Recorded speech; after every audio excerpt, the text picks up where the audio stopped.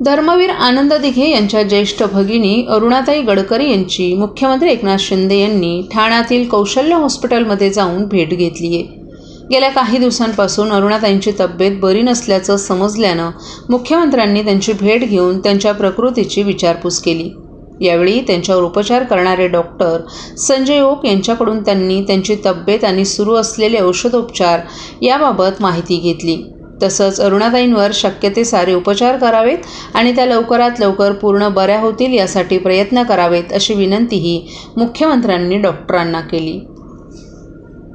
मैं आ रहा हूँ। अरे वो ठीक है ना, मैं दाबून को हाँ पहुँचता हूँ। साहेब, दिघे साहेबांच्या भगिनी यांची तब्येत सिरियस असल्यामुळे आपण या ठिकाणी भेटलेले आहात। त्यांना इकडनं त्यांना शिफ्ट केलेलं आहे। नेमका सध्या प्रकृती कशी आहे आणि डॉक्टरांचं काय मत आहे? ते आनंद दिघे साहेबांच्या भगिनी अरुणा गडकरी यांना पॅरालिटिक अटॅक आला आहे आणि त्यांना मी पाहायला आलो आणि नंतर डॉक्टरांशी चर्चा केल्यानंतर ज्युपिटरमध्ये शिफ्ट करण्याचा निर्णय घेतला आहे आणि त्याप्रमाणे त्यांची प्रकृती स्टेबल आहे आणि जे पुढचे जे काही उपचार आहेत ते ज्युपिटरमध्ये करण्याचा निर्णय घेतला आहे। त्यामुळे मला वाटतं आता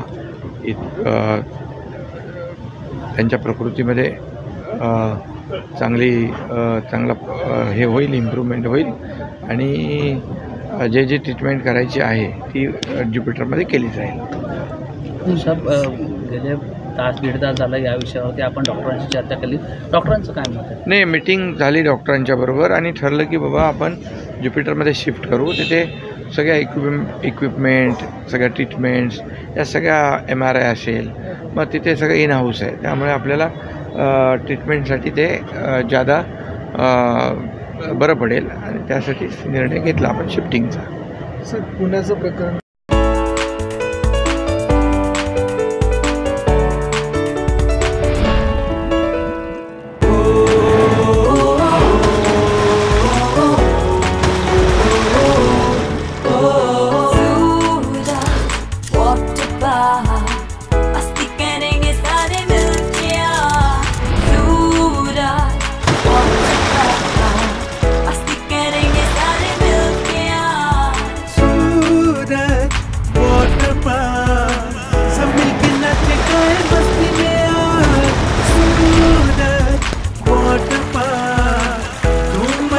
सब मिलके आज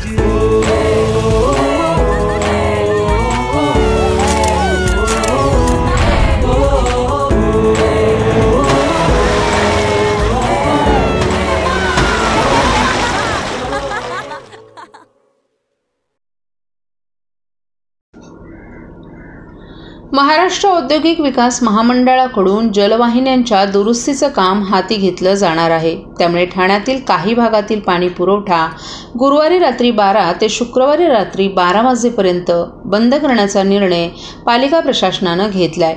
MIDCच्या पाणीपुरवठा योजनेअंतर्गत काटाई नाका ते शिळटाकी येथे जलवाहिनी दुरुस्तीचं काम हाती घेण्यात आलं आहे।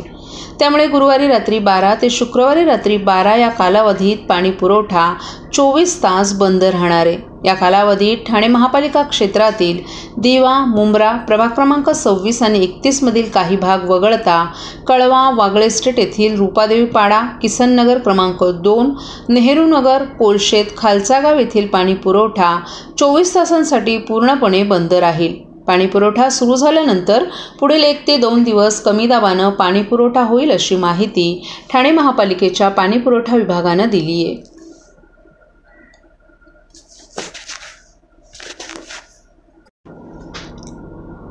नुकत्याच पार पडलेल्या लोकसभा निवडणुकीत अनेक मतदारांची नावं वगळण्यात आल्याचं मतदानाच्या दिवशी उघड झाल्यानंतर प्रशासनाविरोधात सर्व स्तरातून टीकेची झूड उठत आहे। या पार्श्वभूमीवर ठाण्याचे आमदार संजय केळकर यांच्या पुढाकाराने नवमतदार नोंदणी तसंच मतदार ओळखपत्र दुरुस्ती मोहीम सुरू करण्यात आली आहे। यासाठी 02225333850 या क्रमांकावर संपर्क करण्याचं आवाहन त्यांनी केलं आहे। लोकसभा निवडणुकीसाठी पार पडलेल्या मतदानात निवडणूक यंत्रणेचा ढिसाळ कारभार समोर आला होता। मतदार यादीतून नावं वगळण्यात आल्यानं अनेक जुन्या जाणत्या मतदारांना मतदानापासून वंचित राहावं लागलं। ही बाब गंभीरतेनं घेत आमदार संजय केळकर यांच्या पुढाकारानं सचिन शिणगारे यांनी मतदार नोंदणी आणि दुरुस्ती मोहीम सुरू केली आहे.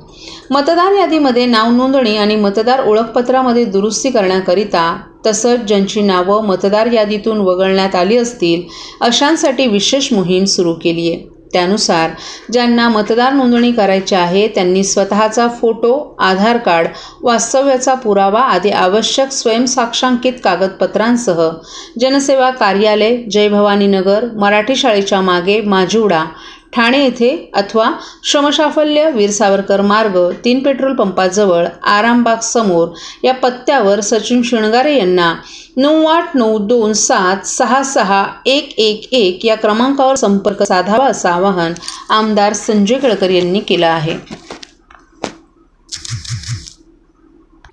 सर्व नागरिकांना आवाहन करण्यात येत आहे की सध्या डासांमार्फत पसरणाऱ्या डेंग्यू या आजाराचा प्रसार रोखण्यासाठी प्रत्येकाने पुढील प्रमाणे कार्यवाही करावी.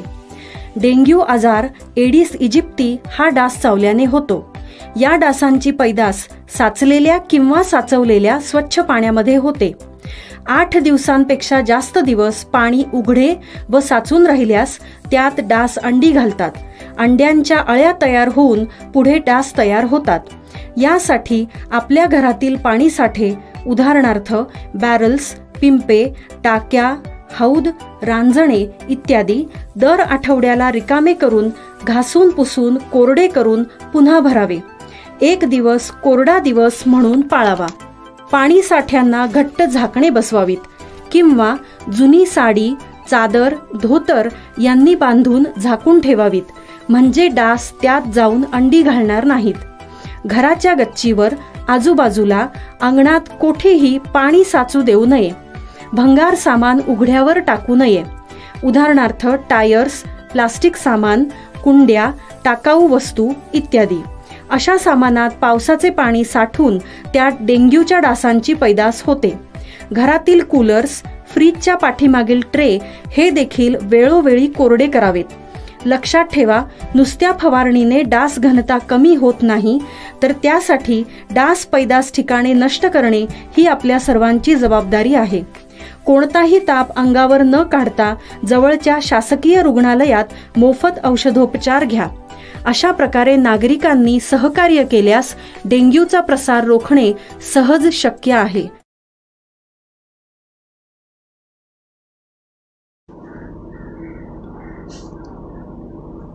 सोमवारी रात्री उशिरा मिळालेल्या माहितीनुसार ठाणे लोकसभा मतदारसंघात शेवटच्या तासाभरात मतदारांनी भरघोस असं मतदान केलं.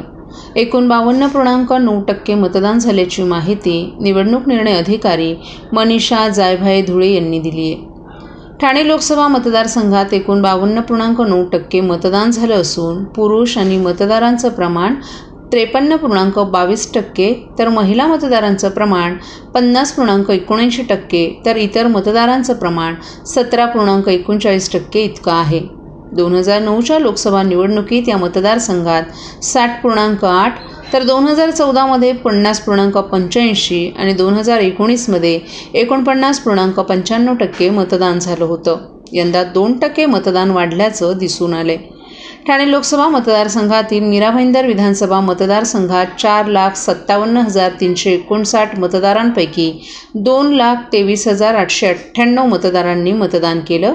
हे मतदान 48.95% इतकं आहे.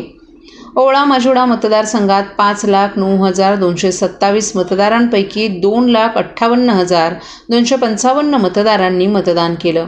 तर कोपरी पाचपाखाडी मतदारसंघात 3,28,054 मतदारांपैकी 1,84,522 मतदारांनी मतदान केलं.